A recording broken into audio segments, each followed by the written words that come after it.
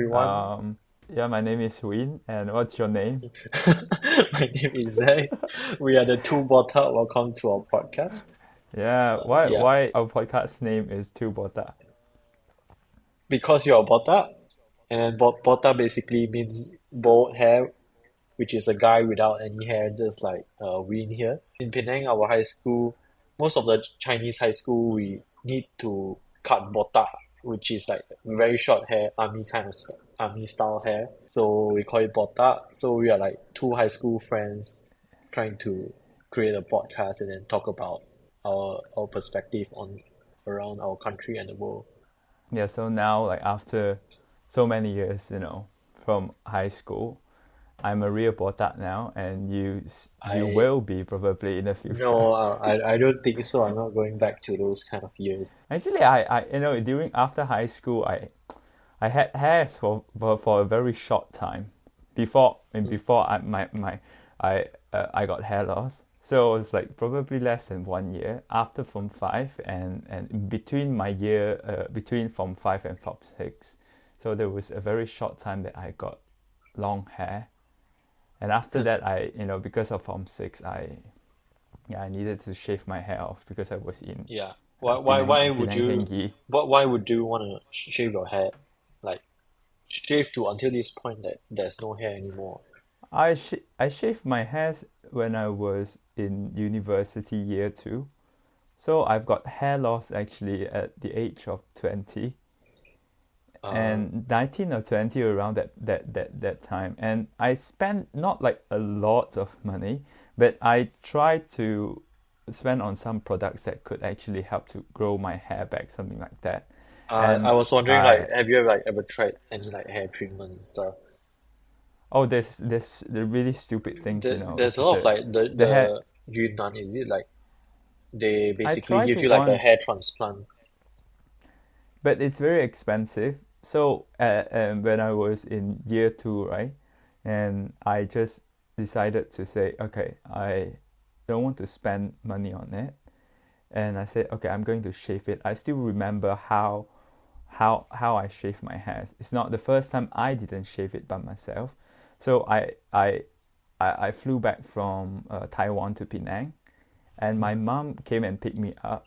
So the first thing I said when I went into the car was that can I go to the Indian barber shop and because I want to shave my hair. So that's like okay. I went there. It's like and my mom was asking me, "Are you serious?" I said, "Yes, I'm serious. I think my life would be more happy without my hairs because Mhm. I've been thinking about having hair loss is such a big problem because you will experience it in the future because you can understand there are so many things if you hair is such an important part in your life, right? Mhm. It's it's really there's so many things for you to worry about when you have hair loss. You have to worry about whether you can swim or not. What if it's raining? What if the wind is strong? And which sides of the table you have to sit because without the fan blowing at you, something like that. Yeah.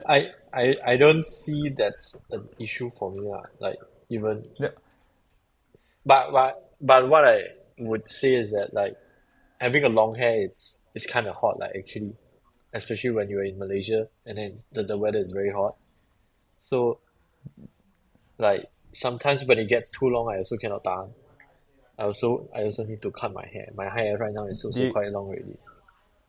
do you want to shave your hair back like what you had in when you were in high school?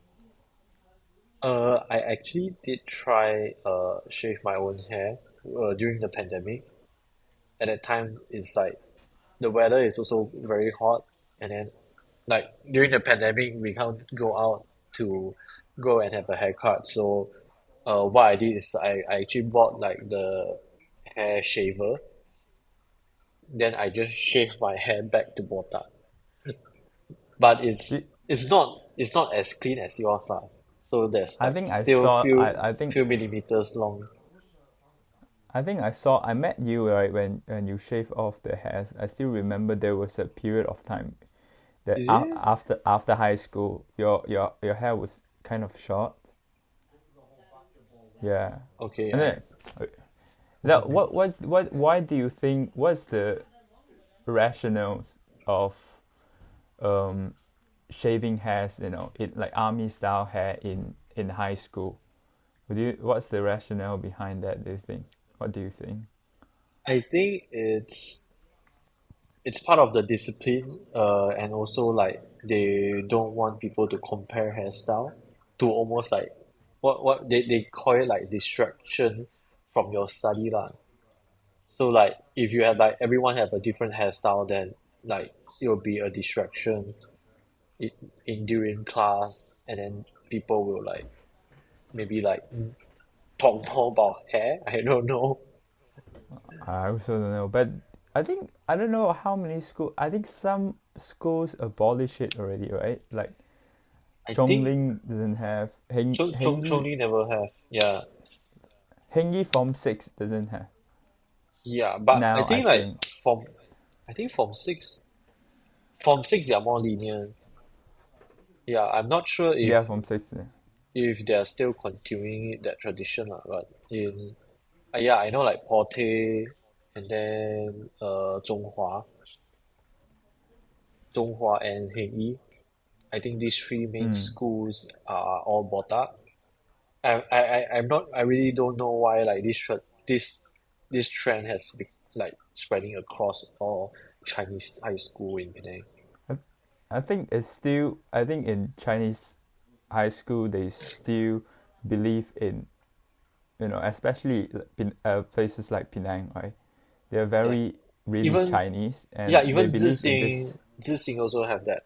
They have to shave their hair as well. because I think still Chinese people they believe in like military style educations. You have to conform rather than you don't stick out from the crowd. You have to work collectively, not individually. So Yeah, that's what they believe. I hope they kind of find a balance in between, this two extremes. yeah. I yeah. I think it's too. I think at times it's too much. It's a bit weird. I Mm. remember one of our weird school rules is that we also couldn't bring tissue to our school. We No, had I isn't it? yeah half. I think I remember liquid paper, all these things lah. yeah even Tissue. yeah I because forgot that I think because it's I never because follow the rules. they I think it's until from 3 or from 4 because few of our schoolmates they they soak the tissue with liquid with water and then they just threw it to the ceiling and then and then it Ah, yeah, yeah, I and remember then that. it started to stick onto the ceiling for like forever and then no one can get it down because the ceiling is so high so they have to get this rule on and then like no one the next year no one was able to bring tissue to our school and I then thought there was like some sort of prank to the teachers that they threw it up, and when the tissue dried, right, it dropped down. no I think Is it? it's still there. Okay. Yeah, and then they have like this logic behind is that oh because we are in a Buddhist school we have to be we want to promote recycle reuse this kind of ideology and then so they suggest us to use handkerchief instead of tissue. Yeah, we should let the listeners know that which school is it? What's the name of the school? Do we want to do Yeah, I I think think we it's didn't fine. mention Like what it's Porte. no, we didn't mention. We didn't mention. Yeah, it's Porte, and it's It's a a Buddhist school. Buddhist school.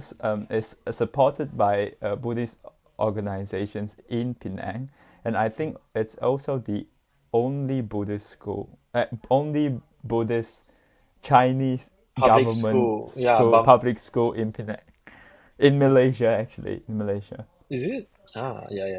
Yeah, in Malaysia, this is the only one that that has Buddhist elements in it. So But because we it's not don't, really not a religious school. I would say yeah, it's not a yeah. religious school. It's It's just that only, yeah, every in this, 1 week we have like a class of Buddhist class or like there's just religion only class like for, until Form 3 only, I remember, and there's only half an hour, I remember. yeah, yeah, yeah, yeah. And then like And if you are a Christian, you have to go to a Christian class. If you're Muslim, then you just go to a Muslim class. Yeah. uh, and we have a Buddhist statue in the hall, a very big Buddhist statue in the hall, and still remember that we had to sing some Buddhist song, and during Uh you know there's during like that time, that there's like some, other religions will have to don't have to put their palms together. I still yeah. remember something. I forgot what's the name of the song. We also need to say not say, almost like chanting the 福至十三法, like I every forgot week. all the things. It's some sort of Yeah, like mission and visions, that yeah, yeah, aligns yeah. to some Buddhist The belief, the ten for yeah, the 10 yeah, rules that you need to follow as yeah, a Buddhist or a moral person. yeah, yeah, yeah. That's quite a while, isn't Yeah, it? yeah. But okay, um, if you have children, would you send them to public schools, or would you send them to international school? What kind of environment would you want them to, be brought up? Um, Private school, do you mean like because in Malaysia, or at least from Penang where we live, it's there's a few types of private school. So we have Yeah, like, I should do it. Like I should put it in three categories, like yeah, public yeah. school, private school, which is UEC lah, Hmm. and you've got this Hanjiang, Zhongling private Yeah, school, yeah. and the other one is international school, International school, which yeah. which is really like banana. You go Basically in for there, the you speak foreigners, English. yeah, yeah, yeah. You have to, Yeah, but there's nowadays in KL, I know that there's international schools that uh, like most of the students, they are local students. Just a small portions of these students, they are foreigners. So there's ah, different combinations now, but I'm gonna put it down into three, like UEC, okay, um, uh, public public schools, and also this international school, which is like the expensive one, like Uplands, 10B, all yeah, this. yeah. Um, I'm I'm not quite sure, to be honest, because from my perspective, or at least in Penang's perspective, usually those who go into a private school are those who, there's a perception from our Penangites. We have like a perception of those who go to private school are usually those who can't really study well, or need like better help. That's why they go Really? to private school. I I don't You know, mean for like more maybe like more Chinese. those who go to public school? Yeah, yeah, yeah, yeah, yeah. Oh, okay, okay. And then those who, no, no, no, no, those who went to private school are the ones that whose whose re, how do you say it? Who are not that great in in their studies. But those who study in public school are those who achieve higher. Yeah, I think, yeah, yeah. I think you Is it? remind me of some of the perspective. Maybe in our generation, but not now. Yeah, yeah. I think In our it gen, in changed quite Yeah, slightly because right now I'm working in KL, where some of my colleagues, their perception of private school is like very high standard. So like usually those who study in private school, they usually are like one of those top class students, or like those who are have like a better future, lah, I would say. I say not really top class. I would say they send their children to private schools because they think they will have better future, and Mm. it's not necessarily they are top students, right? Because like Yeah, if you that like that's I Zhongling is mean also like I top mean students yeah, yeah, also. yeah. Yeah. That's the perception of what people have, lah. So it might not be true, but that's what usually, or at least what I experience, is that's the perception of everyone views private school and public school. Because Mm. maybe in Penang, that especially Chinese public school, it's much more harder to get in compared to the counterpart, which is Malay public school. So usually those who doesn't have uh good grades, or it's on the brink of failing, they will usually go to Malay public school. And then those who went to Chinese public school, they usually have a set of requirements. You need to have like a certain amount of A's, only you can enter. I don't think But it's Pote lah. Pote not right. not You know, I was no I no was no. in I think Hamikan for 3 months. yeah. I was in Hamikan for 3 months, and my mom applied because I'm Gina, was like I'm not like Yeah. I didn't really speak English that well at that time, and I was so afraid of it when I was in Hamikan because everyone was speaking English. I was like, oh, this is speaking like how should I express myself in that? And but I actually, after 3 months spending there, right, at the end of my time in Hamikan, I didn't want to leave. I got used to it. I didn't want to leave, Uh, and I've got some friends at that time. But I've got the letter, and I was like, okay, I had to move. And so I moved to Porte, but it was not. I what mean, makes you willing to actually move to Porte? Like you said, you're it's already like kind of like comfortable in American. because I got the letter, and my mom, you know, my mom had been trying to apply it for me, you know, um, because you have to change the address or what, I forgot. Then I got a reasonable result in my UPSR, and I think, yeah, at that time I wanted to be in the in Chinese environment because I speak Mandarin, Yeah, and I felt very insecure when I was in this non-Chinese environment. yeah. So I moved to Porte, and yeah, and I met you. That's how For how miracle many years? works. Like, I think the first time, I wouldn't say is it miracle. I Okay, wouldn't so say, yeah. I would say I met you in Form 2. I remember Form 2, right? Form yeah, 2. I think from start to yeah, we started our friendship on in Form 2, which is You started. basically 14 years old. Oh, you started on Form 1, right? You Yeah, went yeah. directly, and you Yeah, I didn't go direct. to any other place, right? I actually my dad wanted me to join Chongling private school at first, and we already actually like paid for the entry fee. But then at the end, like I convinced him that no, because since all my friends are going Porte, so I convinced him that yeah, I want to go to Porte.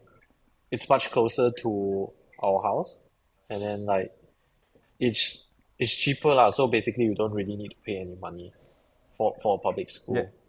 And then for yeah. That's Chongling, that. yeah, at that time I keep having that perception of like private school. They are basically a lot of people who just because they are rich, and then they don't study, so they can just go to a or go to a private school, and then they can have like they can have their own cert like that. So I always have this perception of like private school being a a school that you don't need to work that hard, and then you also can get a certificate out of the school. Which in my Mm, own experience, like during in my primary school days when I went to all those tuition class, I also met some all these the so-called Chongling private school student lah, which their attitude is not that great. So that's why I was ingrained with this kind of perception that private school it's a school, it's not that prestige lah compared to public school. yeah, at that Mm. time, actually, my mom also brought me to private school, asked me whether I, I, I want to go enter private school or not. And yeah, I had the same response. I remember I said, I told my mom, I said my result is actually quite good. You don't have to pay extra money for me to go into private school. Yeah, And yeah. there's at the time there was also another choice is to go to Chongling, Mm. and which there are some uh like some of my cousins, they have some a little bit power in it. Like they could get me in with Yeah, yeah, just yeah, yeah, yeah. just to sign me in. Not to the private one, to the government one, Ah, to the government. And but uh, I didn't like it. I didn't like the concepts of licking someone butts, son, or taking advantage of someone, uh, someone who is powerful, something like that. So I said no. I will go to Pote, and that's my result. And I go to Pote, and yeah, that's all. So I didn't have to pay anything, which I'm quite grateful with the free education since like standard one to form six, yeah, I think from it's the Malaysian government. one of the perks of Malaysian high school is that Malaysian education system is that it's your children get to study free until the age of 18 or 17. And Mm. yeah, there might be some a little bit of expenses on like uh having to buy textbooks, but they Yeah, already the like little but things. Yeah. they already switched to like borrowing books so that you don't need to pay for anything. Yeah. And yeah, I think but the problem is that private school they have their own pros and cons. One of the pros that make people consider to go to private school is that their cert is actually quite recognizable. I mean, I'm not too sure like how viable is their certificate, but what I heard is that it's quite good where they have international relationship with other colleges, international colleges, so you can get easy passes to like after you graduate from a certain private school in Malaysia, then you can straight go into the university of your choosing or selected university. Yeah, this is the problems is that I had the same conversations with my mom when she asked me whether she should change my sister to international system or IG system or not. I Mm, said this is something like that. If you're going to plan in the long term, right, you will need to have enough money to support the entire education system. So if true. you're going to study like in private universities, oh no, private High high school, school. right? Yeah, you will have to accept that in the future the university fees will be expensive because your children are not allowed to study in local U unless they have SPM in BM and Sejarah. I think I checked it a few days ago. So you Mm, can actually use your IG and to apply for local U, but you also need to have SPM Malay and Sejarah, mm. which it's normally very quite difficult for I've not met any students who are studying in IG and they are also very good at speaking Malay or understanding Malay and understanding sejarah. Yeah, So because usually they don't really focus that much on teaching these kind of classes in international school, right? you also you need to have enough money to be sustainable, you know, Yeah, for throughout the for to the long term. yeah, and then usually when you get into international school, all your friends they are basically like rich ass kids where they can just go anywhere they want. especially those like expensive university. And if you don't have enough budget to like for the whole educational journey, then it might be very sad where you can only study up until international high school, and then like you want to go back to local university, then it'll be like a bit embarrassing in your friend group, right? I don't know. I wouldn't say embarrassing, but there is certainly a cluster, a different clusters in international school, in private school, in all these different cluster in society, in Malaysian society. Do you have you experienced the like I try not to use the word, but I have to use the word because I don't have other words. Do you do you see the difference between classes in social classes in Malaysia? Like, Um, from my experience is that because I have a lot of different types of friend where they all have different socioeconomic background. So I basically walk through like the whole spectrum from my view. So I feel like we do have there's always a gap.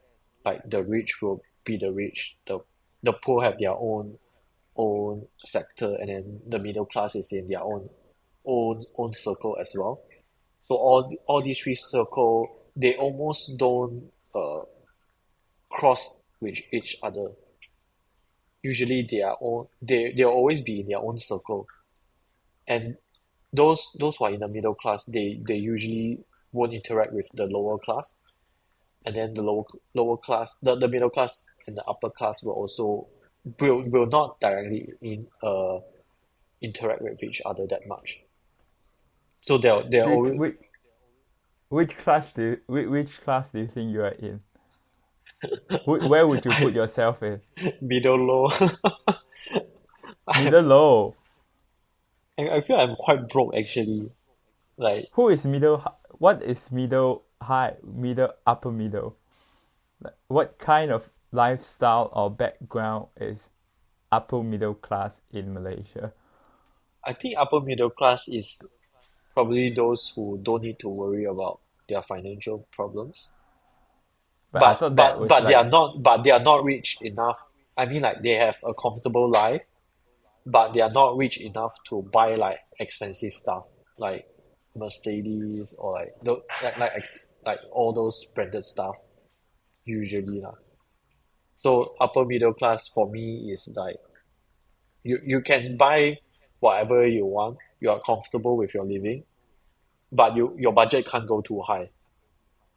So middle class will be like you're just comfortable with your living, and then you can't really spend too much.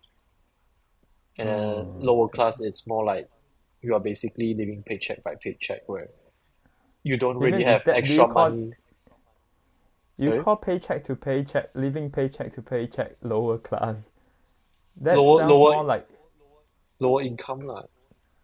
that sounds more like middle lower or middle lower class, right? Lower class is that they they have no choice over what they want to do, and they are But doing some really laborish work in society, but which I but wouldn't call them lower class. I just have to use the it. but I those just are found already it. in like poverty line, right? They already don't really have like the money they make can only Ah, okay, yeah, they only have to eat like one meal per that makes day sense. in a way. I mean that's how I see it. And then Okay, like upper class is basically like rich people. I think in Pote, I think those who study, I'm not saying everyone, huh? Okay, just to clarify, but Mm. I'm just saying in general.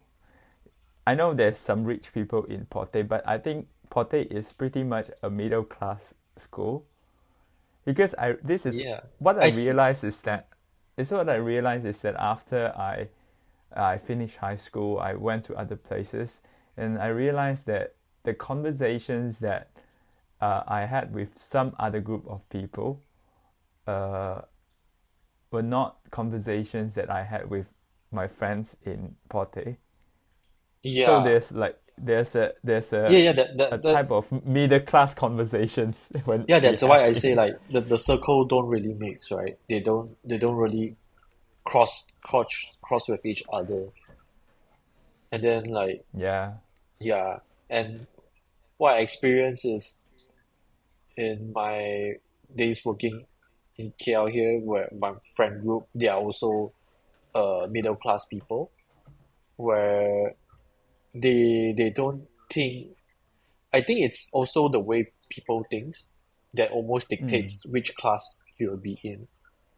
That's why they say like Mm. there's like rich people and poor people mindset, right? And I think I can Mm. see very clearly, especially when I interact with two different types of people, two different class of people, and the What do way you mean they, by two different side? That you mean the high class one or yeah, those who have higher income and then those who have lower income what? or middle What is income. higher income? Is like higher income is like 7,000 or 8,000 I would say 10K above, or 10K at above. least 15K is higher income. I think upper Mm. middle is 8K above. 8K above. Yeah. Yeah, Malaysian ringgit lah. Yeah. Okay. So yeah. So like, oh, back back to your question, like if I have a child, like where would I send my child to? At the moment, I'm not quite sure. I didn't really look into it that much. Uh, I guess private school have actually stepped up their game in terms of education, and then like, al although 有点卡字啊，我会卡掉这一趴。No, it's alright. It's alright. You can we can switch our language. That the Mm. reason I mentioned about my sister is that as long as you are out of um public schools, right, public high school, right, your system is out of there, and you will become irrelevant. Ah, That's it. I can feel that by myself, and this you feel like you don't understand Malay. You can't really understand uh, all this debate in parliament. You can't even read the documents. That's a problem, you know. And you are holding a Malaysian passport. So who are you? Where are you belong? So for me, um, to it, studying in public school, right? Uh, it's much more about shaping your identity as a Malaysian, yeah, and it's the and community that you are living with, yeah, right? you're in. Yeah, I want to be involved in it. I want to be relevant. I want to be part of it. And otherwise, you see, in the long terms, right, you will have to think about, as a parent, I think you will have to think about whether your finance it's enough to actually support your children to not only to overseas, but to in order to make sure that he or she uh, it's able to live in that countries, going through all these obstacles, working there, finding jobs there as a foreigners, then your financial situations need to have that capacity to that degree. So Yeah, that's I think, yeah, that's I think it's I for me I would send my children to public school, but at the same time, right, yeah, because first of all it's free, but at the same time, this is what I tell what I'm telling my sister. I said now you have Chat GPT, you have all this internet resources, right? You have to understand what is the weaknesses in this system, and you have to work your way out. You have to look for the right resources, and to actually uh, customize what you want to learn for yourself. This is what I've been telling my sister. And and and but of course my sister now changed to IG, so now I'm encouraging her to take up Malay and also sejarah. And at the same time, I don't want her to feel stressful about it. But it's so hard to learn Malay when even for us, right? We learn Malay. We are following the government syllabus, but we still don't have enough chance to talk speak Malay in the school. So I think Yeah, that's a big true. problem. So yeah, so for my sister, she doesn't even have the environment at all. It's like She because never everyone is speaking English study in public school. She never studied in for a local while, public school. and like to standard one to standard four. But then So standard one to standard that's four. actually quite Then she short. changed. Yeah, it's very short. But she Yeah. could speak Mandarin. But now we are speaking English, with her. And I said I'm a bit like I'm a bit, how do I say that, a bit paranoid, you know. So I said you should learn this, you should learn that, you should learn this, you should learn that, and at the same time I realized that it seems that I'm also, you know, sort of Yeah. putting stress just on my sister, and I'm trying to relax a bit sometimes. And so I asked my sister, if you feel stressful, don't do it. But if you feel that okay, you have the enough you have enough motivation to do it, then you go and look for the right resources for it. So, but I think I'm because I'm a bit stingy, so I would still send my my children to public school. For me, I think it's the public school. I think it's not really about that money that much. I think it's also like the community. I think it's like what you said, the sense of identity. If you continually studying in international school, if you don't really have a plan to actually move or migrate overseas, then it's almost like a bit redundant to just bring bring your kids to international school and then like come back to work in Malaysia where like you don't really have a lot of the ability to actually understand Malay, and especially when if you are going to work in Malaysia, like you need to actually understand Malay even a little bit. It will bring you a long way. Like if you need to renew your license, renew your passport, or even to like register a company, they are all in Malay. Some part they might translate into English, but then like oftentimes you need to at least understand a little bit of Malay to actually bring you through the process. If not, it's very Hmm. difficult, especially if you're continue living in Malaysia. Yeah, I think you're right. So let's go back to, it seems like both of us agree that public high school is actually not bad, because I know, as clearly we both of Yeah, us, we were studying in public high school. But okay, let um time travel back to our high schools, and we're going to talk about some of our teachers. What opinions do you have now? I know now we are grown up now, 27. We have had a little bit of experience here and there, and we are more confident now. And now, if we time travel back, what advice you would give, or what opinions do you have to our fellow teachers? I I think I feel like I'm quite lucky to meet a few teachers that are actually quite passionate on their job. Oh, I didn't know that. Mr. Kuna, Yeah, Mr. Kuna. Mr. Kuna is not here anymore. yeah.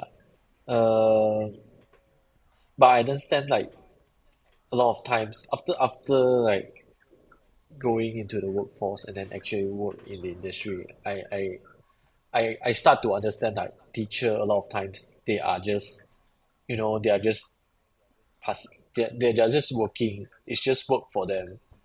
So some teachers they don't really care about their work. Just like everyone in the workforce. Like there'll always be a certain group of people who they don't really care that much as long as they got paid, then they are fine. So it's the same in teachers. Like some teachers even some lecturers does the same thing. They will just like whatever, like let me just read all the syllables and all the textbook, and then like then I will be done with my day. Then they will just like finish their report, and then it's like they already teach the whole class the thing, but they don't really care that much that if student actually learn anything. And Hmm. maybe it's our education system where our class usually has like 30, 20 to 30 people, and one teacher can't teach all of them. And like if you want to have like individual care to teach each student individually, it would take a lot of time, and then like each student have their own different needs, and like humans is very difficult to even to categorize like who you are and who you are going to be. So I think Hmm. yeah, it's a bit hard to just pinpoint like how good you are, and then how the teacher should be lah. But I also But believe that teachers should also be held on a higher standard because they are working with the future generations, and what they do now actually affects the future. I just in general I think there is a lack of competitiveness within the education system, the public education system. So many teachers they don't feel there's a need to improve themselves, and because Yeah, it's a comfortable like because I was a substitute teachers, and I there was a very short moment in my life that I wanted to become a teacher because I had such a peaceful life. I don't have to compete to anyone. I've got a very stable salaries for me to have a very small house, and I have a really quiet life. I can stay like that for like and benefits for for teacher my are whole actually quite life. good. Yeah, benefits for teachers in Malaysia is actually quite good, and I But think what there's makes you wanna like stop being a teacher? uh, because at that time I've got an offer from Taiwan, and I was like uh, I'm still saying the same thing to myself. I said that I enjoy quiet life, like really simple life. But at the same time, I told myself at the time, it's like I I am so young.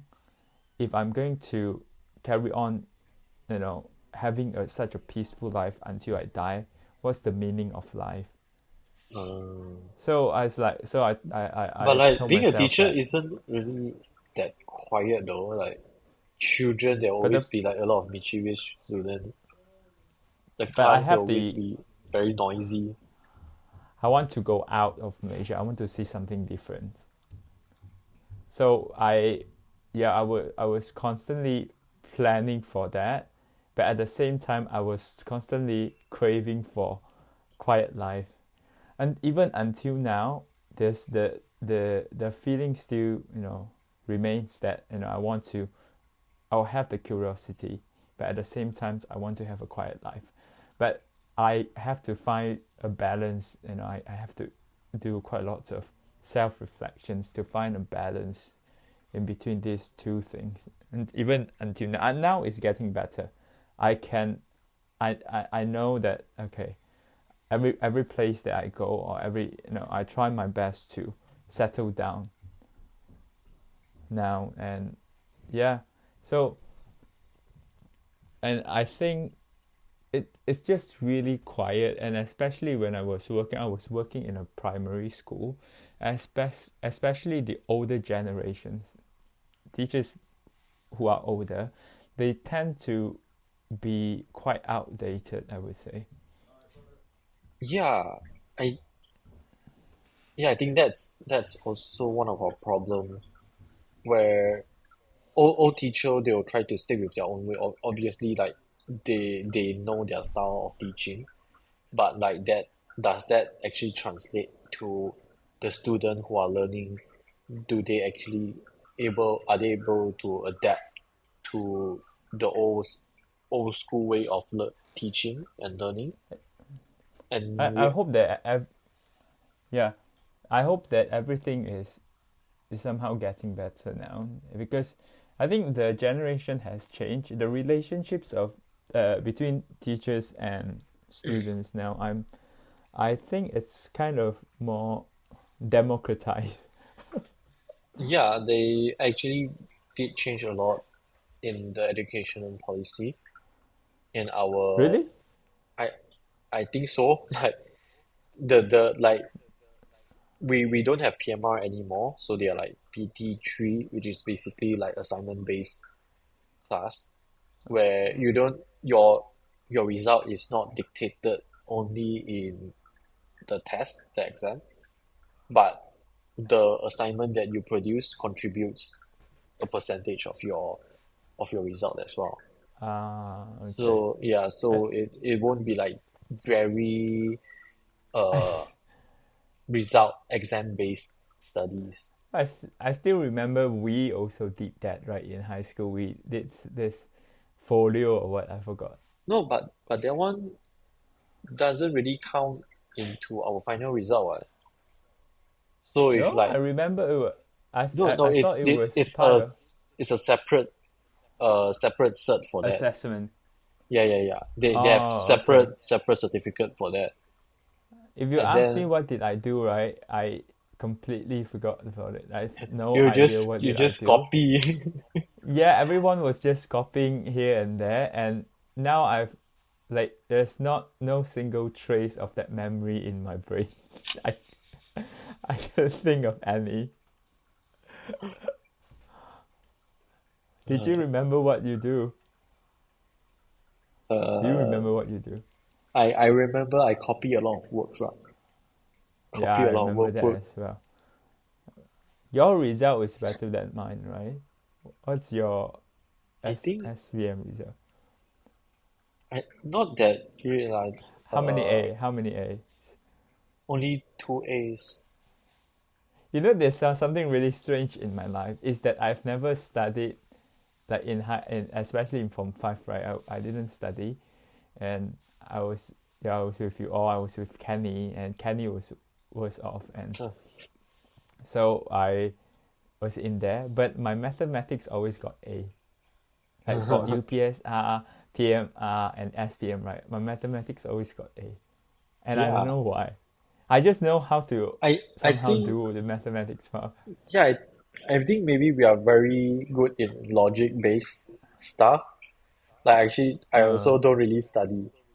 Like especially I remember like I actually went to library to study for SPM, but when I start opening the books, right, when I study, right, I only read the text and nothing actually got go into my into the brain. brain, right? Yes, Yeah. yes, I remember. And I was I like know that I wondering, understand that feeling. yeah, I was wondering like am I actually studying? Because when I read the books, I really don't understand what they're talking about.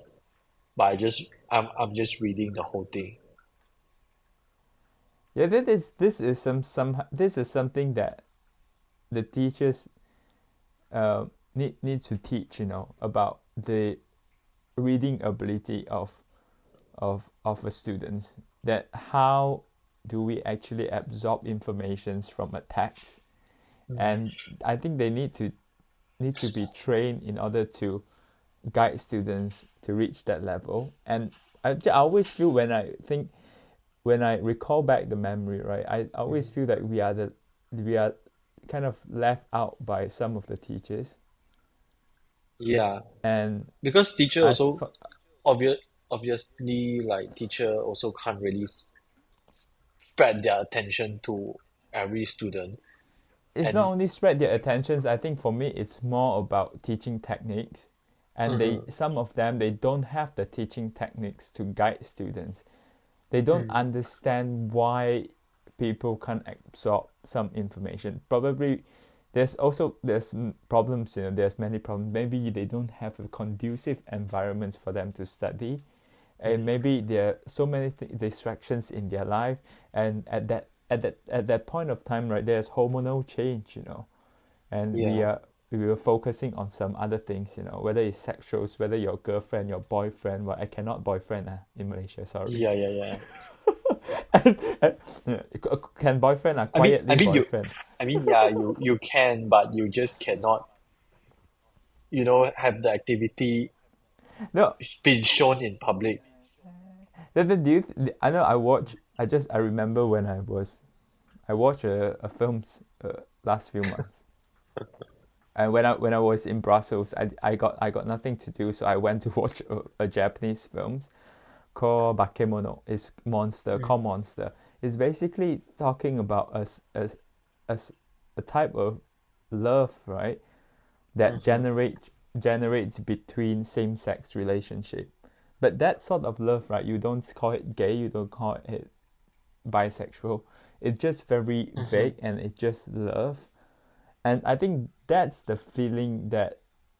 uh, that's the feeling that you have when you're in high school. Is that it's not like you're gay or not gay, but it's just like, oh, you generate a certain good feelings towards uh, same gender, something like that.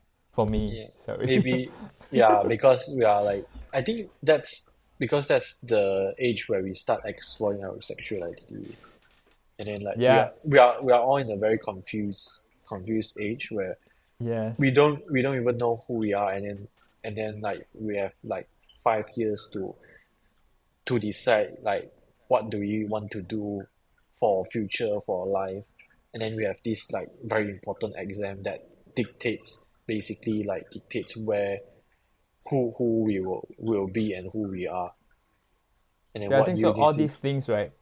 All these things should be taken into account, when if you are a teacher, that all these Yeah. psychological sides, right? And yeah, it just somehow that I don't think, because I've got the same experience. I try to read quite a lot of. Honestly, I didn't read anything until when I was Form 6. So Yeah. I got into Form 6, right? And because I look at my results from Form 5, and I look at my family, then I was like, okay, my family fuck up, and my results was also fuck up. So, and I got the letter from government, just asking me to go to Form 6. I was like, okay, this is fuck up, and I have to work on this then. So I went to Form 6 and I started to pick. Do you know what subjects did I take? Arts, science. Yeah, no, no, no. Okay, I did because my science results in XPM, they were all fuck up. Yeah. So I So the, what do the you get? Do you government just changed me to art school. they So they directly are you just just changed me like, to, oh not you the art, I mean like the general art school. yeah, So yeah. I got economy and everything. So the first 1 month I went to Zhongling. So the combination was something like perdagangan, something like economy, and there's four lah. Okay, I forgot lah. Yeah, And after business that, and economy. yeah, something like that. And I said like, okay, I wanted to take something that I'm good at. So it was actually Sunny Visual, Mm-hmm. visual arts lah, and visual arts. So I went to Hengi. Hengi was, I don't know whether it's still now. I think it is still the only Chinese Form 6, right, that provides you a Sunny Visual subject Oh, in is in it? in, in Penang. Yeah, in Penang. So I transferred to Hengi, and I've got pengajian am. I don't know whether you know, but pengajian Yeah, am yeah, is yeah. like general Com knowledge lah. yeah, yeah, yeah, yeah, yeah. You have to study the government system and I all these think I things think lah. it's almost like a must for everyone because even when I Yeah, it's a study must. yeah, foundation matriculation, they Yes, also include that subject inside. So I think it's yes. like all those who graduate to tertiary education that like you must study that. I don't know. I don't think you have to study if you are going into A level. Yeah, you do. You You just also had need to study. yeah, yeah. It just I think it's just a semester, and then you just need to like pass that class. Oh, okay. So the first subject I've got pengajian am. Second one economy. Mm, which I'm very glad that I took economy at the time. Which I think these two are compulsories for my class. I remember, and the third one is um, Sunny Visual, and the fourth one is Bahasa Cina, Chinese. mm. So I went there. It was very tough because my arts teacher was not very friendly. It's not very friendly. It's like, but I've got straight A for my Sunny visuals lah. And overall, my STPM have got above 3 CGPA lah, which is quite Okay. satisfying compared to my SPM now. So I've got that result as like, okay, at least I've got a baseline, I've got a Yeah, baseline, and then after that I worked for 1 year and I saved up some money. I got offer from Taiwan. I went to Taiwan, and so yeah, that's the journey, I would say. And I don't regret that I study Form 6. Actually, Form 6 changed me a lot. Some of the teachers changed me a lot. And so so my time, right, in Form 5, right, before Form 5, I would say is really like entertainment for me. It's more entertainment. yeah. I really don't think I learned that much during my But high don't you school think days. don't you think that we now, when I think of it, right, I sort of um I feel like we've been spending that period of time quite well, enjoying ourselves rather True. than trying to fulfill. It's like I because of that period of time, like I met you. We spent that time to actually harness our friendship Actually, like, that could yeah, last for so long. yeah, true, true. And I think that's, I don't know if, like, for me, I still feel like sometimes, even though I sort of like keep talking to my sister, telling my sister to do this and do that, right? But sometimes I also remind myself that I didn't do it, and I cherish it. So my sister should also cherish the time enjoying herself, in Yeah, primary school, in high school. yeah, yeah. Yeah, that the only problem is that the world is changing really fast now. So when we finish our high school, compared to younger generation who will finish their high school in the future, right? The world will be Mm. different, and I'm afraid that I don't know. I kind of feel like um, the society now, or the world now, is getting more and more, especially Malaysia, is getting more and more qualification oriented. Do you True. feel? Do you think? Um, yeah, it's weird where, when you look at the West, they are somehow promoting not to get college degree, because like college degree, it's not something that you actually need. But perhaps like high school, I think, yeah, definitely it's important, because it's almost like a baseline or what you need to be as a contributing society contributing person. I would say I Mm, had, without a good results, right? I think I had a tougher journey than, especially what I'm studying. I'm studying arts and cultural stuff. mm. I had tougher journey than some people who got better results, because True. the the career path is certainly not as clear as someone who got good result and they go on some really clear career path, I would say. Yeah, true. Maybe And it's because of it, of like our creative industry, which is a very a fluid industry, because creative it's not fixed. So it's like almost like oh, you can almost be whatever you want, but then like I you can be great at anything. creative industry is a very new word. So this terms, right, uh, comes from maybe in the late 90s, I think. And then in the beginning of 2000, they've got this creative class.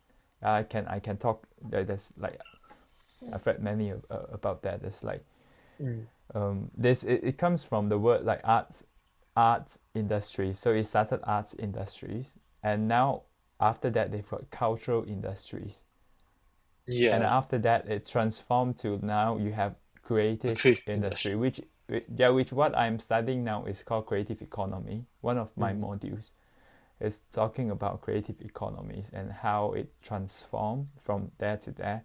But mm. mm, the Then, problem then, is that the scope is very big. It's very complicated. It's a very complicated topic, honestly, because now every countries they've been having their own or trying to define creative industries uh, uh, based on what they need in their countries. Because you just can't say true. creative industry, and you will realize that even some hawker centers, they involve in creativity as well. Right? How are Yeah, you going to categorize them? That's a very difficult part.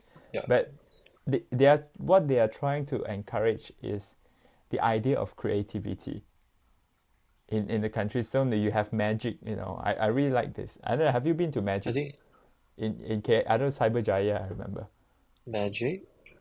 No, Yeah, there's a innovative organizations, sort of supported by the government called Magic. It was in Najib time. Actually, mhm, Najib did quite some good things, honestly. It's just yeah, the corruptions, and he did quite lots of good things, and that Magic things is like one of the like innovative organizations that is pioneering in creativity, that sort of mm, things. And they've got this office that looks very much like Google. mm. Um, Sorry, my cat so I is on. Okay, yeah, yeah, so yeah. I think yeah, so I think it's it's a complicated question if you talk about creative industry. But do you think you are in the creative industries? I am in the creative industry, and everyone is in the creative industries.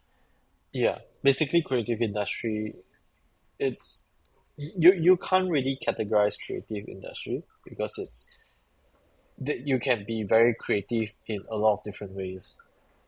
So Hmm. like let's like link back to Malaysian education. So what do you think like Malaysian education should change or move forward? Should we lean more towards like on the creative sides of student, or maybe we still need to focus on like STEM subjects? I think the first thing is the language problems. So I Mm. always feel like there is a need to uh, Yeah, not reinforce, like reinforce or change the system, the language system. I think And that there always we always have this discussion in our education system. I think recently they also have like this mm, argument on like should science and maths subject be studied in Malay or English? And then like at the moment, as I recall, is that it's almost like in the middle where people can choose whatever they want. Like the school will choose like if the school choose English, it will be in English. But then like there are also like student complaining that even though uh they already chose English as the main language to study the science and maths in, but the teacher who are used to like teaching in Malay, they still continue in Malay. yeah, And then that's the problem. yeah, and then I think it's very weird because like your exam paper will always have like two languages, and then you can choose whatever to learn on. And Mm. yeah, I think we should just standardize one language instead. Yeah, I think we should. And to wrap up these sessions, right? I Yeah, think language is a very important thing in the education system, and I don't know if you're going to say standardize one language, right? Some of the vernacular schools might not be very happy about it because we all benefited from from vernacular schools. Although my language, my development of my all the languages that I've learned, right? it's a bit slow compared to some monolingual people, you know. True, true, true. But we still have a, because of vernacular school, we have a very good foundations Yeah, for we have the different a few basics. languages. We Yeah, we already have the have the basics. basics. Yeah, we might not be the masters of like a specific language or all of them, but at least we have the basics, and then like we we almost expand like broadly instead of like one way all the way to like a master's in like a certain language. And I Yes. think it's very interesting because I've experienced working with a lot of different people from different countries, Wait, and wait, wait. I think we should, like, this language problem, right? We maybe we could should do put it on like next episode. next episode. Yes, Yeah, yes, yeah, we yeah, should do yeah, yeah. next episode. Okay, this Okay, yeah, is yeah. yeah, we derail a little bit from education sometimes, but yeah, this is what our experience, you know, our experience in high schools, and I hope you enjoy listening it. Okay, see you next Yeah. time. Do you want me to Okay, clap? bye.